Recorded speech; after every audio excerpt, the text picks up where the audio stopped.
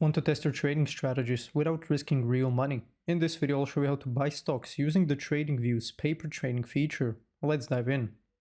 First go to TradingView.com or the Windows or mobile app. Log in or sign up for a free account.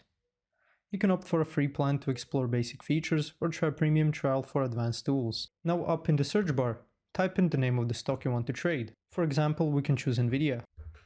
Now open the trading panel at the bottom and you'll see paper trading on the left. Simply click on it to set it up. Click on connect and your paper trading account will be activated. You will start with $100,000 in virtual funds, which can be reset anytime you like from the settings. From here you'll be able to click on buy or sell up at the top left. Select the amount of shares you want to buy or sell.